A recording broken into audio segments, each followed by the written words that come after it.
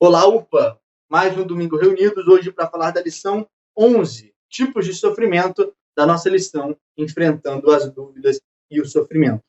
A primeira coisa que eu quero destacar é que todo sofrimento tem uma raiz na queda.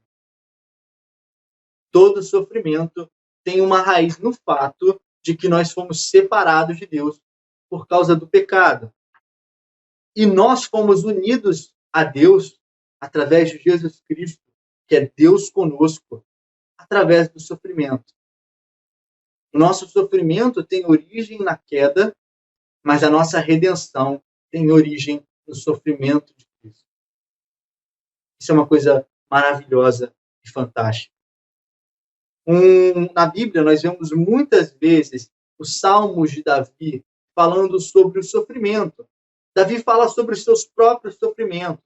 A vida de Davi, que era um rei, foi uma vida, na verdade, muito difícil. Por exemplo, Davi, ainda jovem, é perseguido pelo rei do seu tempo, que era Saul, porque ele tinha sido consagrado por Deus como um futuro rei. Davi vê um dos seus próprios filhos estuprar a sua filha. Davi vê um irmão, um dos seus filhos, matar o outro filho. Davi vê um dos seus filhos tentar tomar o trono, dormir com as esposas de Davi. Então, Davi tem muito sofrimento. E nesse sofrimento de Davi, onde ele é perseguido por inimigos, onde ele sofre com os próprios pecados, saem muitos salmos que nos ajudam a entender e a lidar com o nosso próprio sofrimento. O nosso salmo de hoje é o Salmo 86, e a oração de Davi é fantástica. Ele diz: inclina os teus ouvidos ao Senhor e responde-me, pois sou pobre e necessitado. Guarda minha vida, pois sou fiel a ti. Tu és o meu Deus, salva o teu servo que te confia. Misericórdia, Senhor, pois clamo a ti sem cessar. Alegra o coração do teu servo, pois a ti, Senhor, eleva a minha alma. Tu és bondoso e perdoador, Senhor, rico em graça para com todos os que te invocam. Escuta a minha oração, Senhor, atenta para a minha súplica. No dia da minha angústia clamarei a ti, pois tu me responderás. Esses salmos de Davi sobre o sofrimento também acabam fazendo com que ele seja um tipo de Cristo, no sentido de que Cristo recebe sobre si o sofrimento pelos nossos pecados, e ele, inclusive, na crucificação, cita salmos, cita trechos dos salmos, de modo que quando a gente olha para os salmos e vemos orações no meio do sofrimento, nós podemos muitas vezes ver que é esse o lugar de servo sofredor, de alguém que toma sobre si a culpa e a condenação que nós merecíamos para que nós fôssemos salvos. Mas o ponto não é esse. O ponto hoje, que acaba se relacionando muito com isso, é quais são as origens do nosso sofrimento. E a gente sabe, como eu disse, que ela tem uma origem raiz na queda. Mas existem outras coisas, digamos assim, ramos desse motivo principal que fazem parte dos sofrimentos que enfrentamos na vida. Então, a primeira coisa são as nossas escolhas. As escolhas que você faz, muitas vezes, te levam ao sofrimento. Um exemplo é o próprio rei Davi. Quando, por exemplo, ele decide fazer algo contra a vontade de Deus, como adultério com Batseba, e por causa desse adultério, Davi sofre muito. Temos o caso de Sansão, que fica casado, fica com uma mulher, não está nem casado, com a qual ele não deveria ficar. E essa mulher várias vezes mostra que, na verdade, ela quer entregar ele para os inimigos de Sansão. E Sansão continua com ela. E no final das contas, Sansão tem seus cabelos cortados, ele perde a força que ele tinha, é preso, é humilhado, e no final das contas, se sacrifica num ato desesperado para restaurar a sua honra diante de Deus. Então, as nossas escolhas, elas dão origem a muitos sofrimentos. E eu falo isso pensando principalmente nesse livrinho aqui, Deuses Falsos, do Tim Keller. A gente chegou a comentar sobre ele uma vez na reunião com o Rafael, a gente falou do Sua Vida em 5 Minutos, sobre a vida dele, e a gente acabou comentando sobre esse livro. E por que esse livro é importante? O sofrimento que tem origem das nossas escolhas, muitas vezes, ele se relaciona com aquilo no qual a gente põe o nosso coração. Um ídolo, no Antigo Testamento, muitas vezes era algo útil, era uma ferramenta, era algo como, por exemplo, você queria que chovesse, então você tinha um deus da chuva e você orava para chover. Tim Keller fala nesse livro que um ídolo é sempre algo útil, que se torna o centro das nossas vidas. Você pode, por exemplo, estar apaixonado por alguém, e aquela pessoa se torna o centro da sua vida, e você não vive, não respira, não fica bem, porque você quer desesperadamente aquela pessoa. Você pode ter um jogo que você gosta muito, um Assassin's Creed, e você fica tão viciado naquilo que você para de fazer aquilo que você deveria fazer. Se tornou um ídolo. Tudo que toma o nosso coração, tudo que amarra o nosso coração, de modo que a gente está disposto a abandonar várias e várias outras coisas por causa daquilo, em geral, é um ídolo. E o ídolo, no final das contas, ele não satisfaz. As pessoas vivem por causa dos ídolos delas. Elas vivem porque querem amar e serem amadas. E elas encontram o amor das suas vidas. E vêm as dificuldades do casamento, da vida comum. E elas terminam e ficam tristes. E vão atrás de outro amor. Porque elas colocam a sua esperança, a sua alegria em algo que não satisfaz. Você joga, joga e joga. Ou você mexe incansavelmente no seu Instagram procurando algo novo que te entretenha. Mas no final das contas, depois de 4 ou 5 horas, você está cansado. Você quer algo novo. Os ídolos, eles fazem isso com a gente. Eles prometem muito e não entregam nada. Isso é tão interessante que Ezequiel, o profeta do livro de Ezequiel, fala o seguinte. Ele faz uma... Na verdade, não é Ezequiel, Jeremias. Ele faz uma pergunta. E ele falando em nome de Deus. Qual foi o pecado do meu povo? Deus perguntando. O pecado do meu povo foi que eles trocaram a mim, fonte de águas vivas, ou seja, uma nascente, uma cachoeira d'água, por cisternas, que é um poço para colher água da chuva. Cisternas quebradas, que não retêm água. O ídolo é isso. É algo que te promete água, te promete alegria, e no final das contas ele é quebrado, e ele não te satisfaz inteiramente.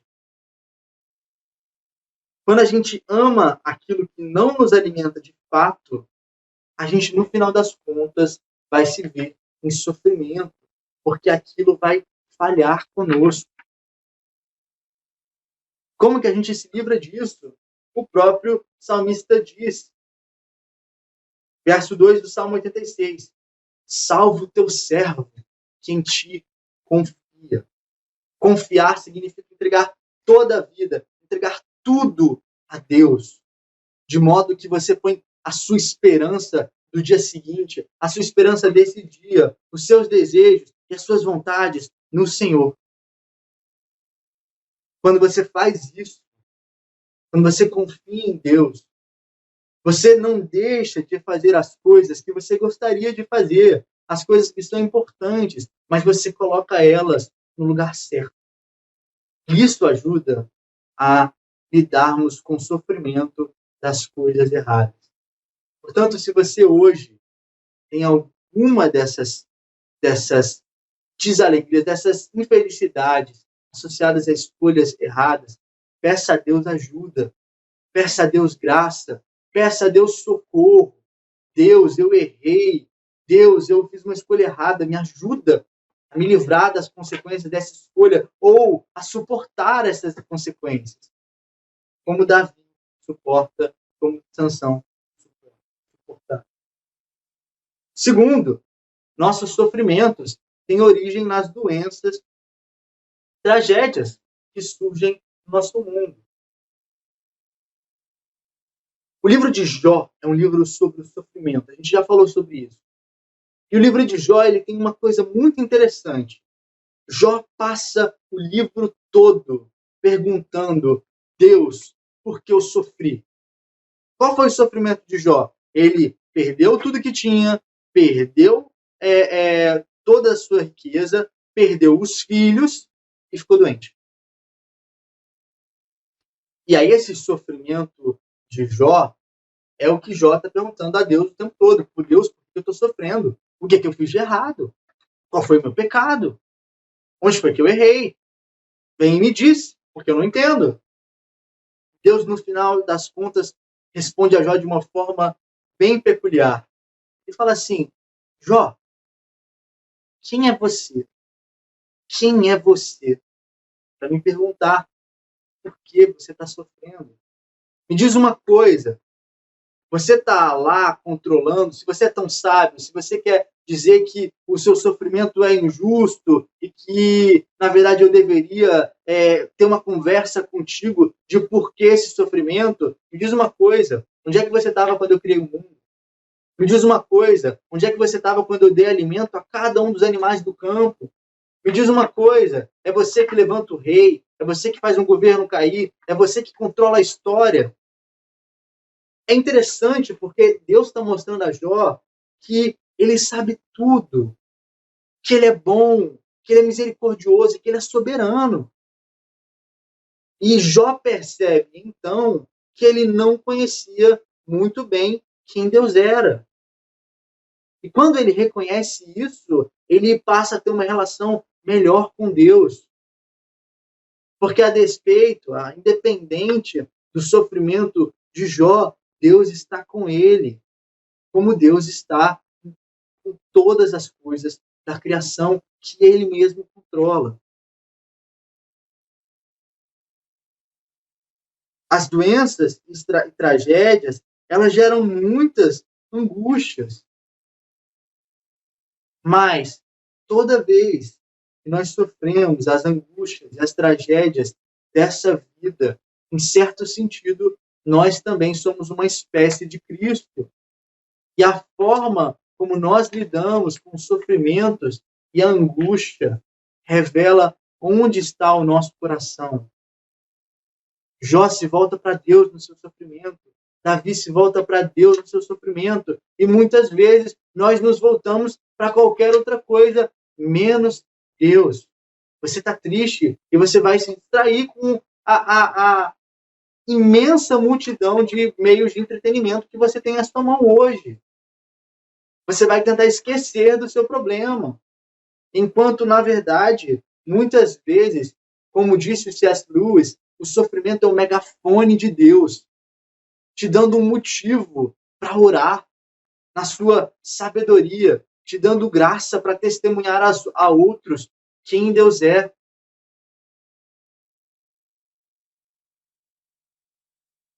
Os cristãos, no início da igreja, eles sofreram muitas perseguições, muitas e muitas e muitas, mas eles eram conhecidos pelo seu serviço ao próximo. Eles eram mortos, eles eram perseguidos, as igrejas eram invadidas, os pastores eram presos, torturados, queimados vivos, entregues aos animais, entregues aos gladiadores.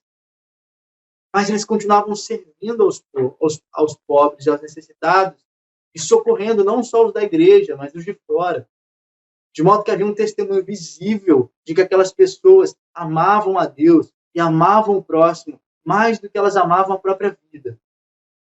E que no sofrimento elas se voltavam para Deus. O coração delas não estava nas coisas dessa vida. E por isso, quando vinham as angústias e calamidades, ainda que sofrendo e chorando, eles confiavam, se entregavam a Deus, tinham firmeza para seguir a vida.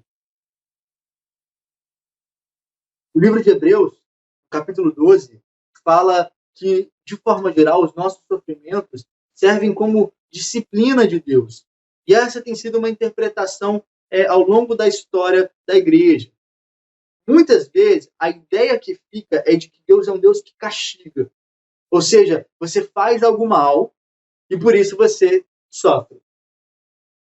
Os amigos de Jó falam isso para ele. E Deus disse que eles estão sendo tolos. Porque não é assim que as coisas funcionam. As pessoas não sofrem porque elas estão sendo castigadas. Às vezes são doenças e tragédias que não têm a ver com os seus pecados ou com as suas escolhas erradas, mas muito pelo contrário. Aconteceu e Deus sabe por quê. Mas no final das contas, Hebreus nos dá um caminho onde ele diz o seguinte: olha, os sofrimentos que vocês têm, entendam eles como disciplina de Deus. Ou seja, você tem algo a aprender nesse seu sofrimento. Você tem algo a experimentar em Deus nesse sofrimento. Não é uma coisa tipo coach, do tipo assim, você vai sofrer, mas você vai dar a volta por cima e ganha o seu primeiro milhão em 5 anos. Não é isso.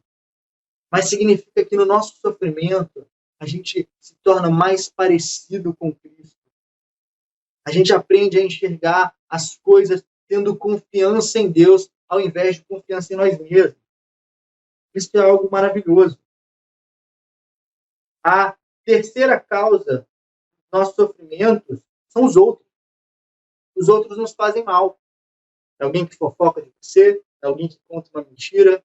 E ainda nisso, nós temos a oportunidade de revelar quem Cristo é. Porque quando outra pessoa me faz o mal e eu trato ela com misericórdia, eu estou tratando ela como Cristo me tratou.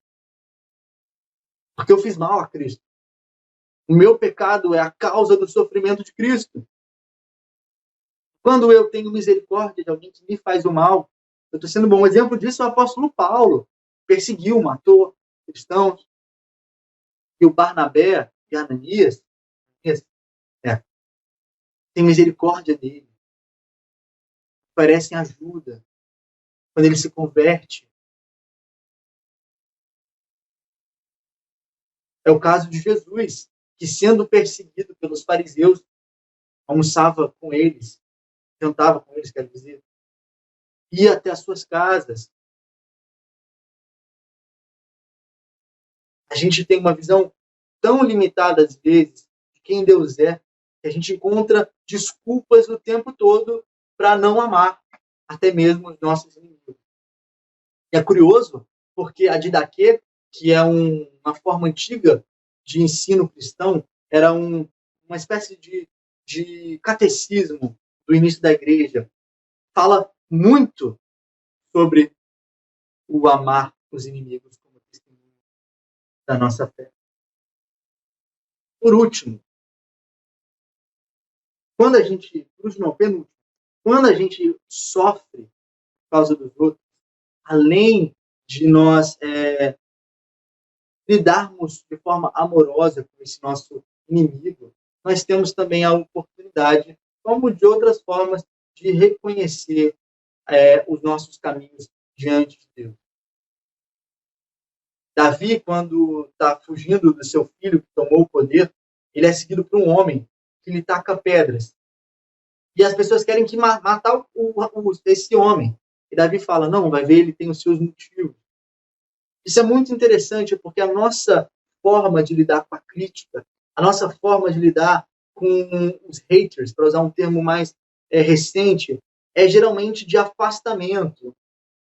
Eu lembro que eu aprendi há muito tempo que quando alguém te faz uma crítica, talvez seja um bom momento para você ouvir aquilo de forma madura, isso é muito difícil, e ver se há algo nos seus caminhos que podem ser mudados. Nós temos que também diferenciar que muitas vezes as pessoas fazem críticas construtivas para o nosso próprio benefício. E o próprio Novo Testamento fala que os cristãos devem fazer isso, devem chamar a atenção amorosamente uns dos outros, para que a gente caminhe junto na direção de Cristo. Olha, fulano, isso que você está fazendo não é legal. Como Paulo faz com o apóstolo Pedro. O apóstolo Pedro está ali numa coisa meio esquisita, de não come com quem não é judeu, mas quando os judeus não estão, ele come. E aí Paulo fala, olha, você está sendo hipócrita. E Pedro ouve o Paulo dizer. Isso é bom, porque Pedro se arrepende de um pecado, caminha mais santamente em direção a Cristo.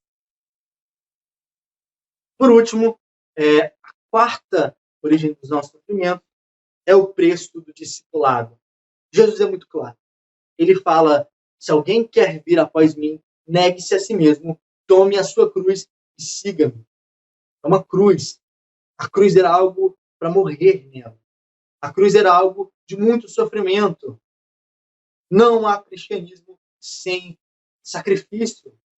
Não há cristianismo sem que nós mudemos a nossa maneira de viver, de ver o mundo, de se relacionar com as pessoas.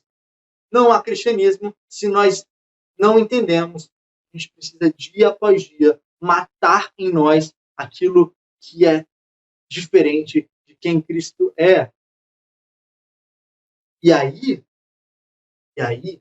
isso gera muito sofrimento, porque significa negar coisas que o nosso coração ama, mas que não deveria amar como ama, ou que não deveria de fato amar.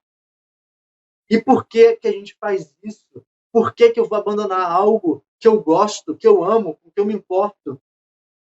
Porque ou Cristo é tudo para nós, ou Cristo é mais precioso do que todas as outras coisas, ou ele não é nada.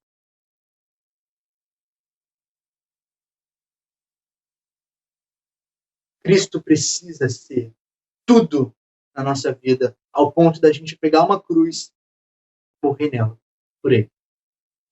Deus te abençoe nesse domingo, que você possa aprender com o sofrimento, que você possa caminhar esse caminho de oração a Deus pelo sofrimento. Deus te abençoe. Até mais tarde.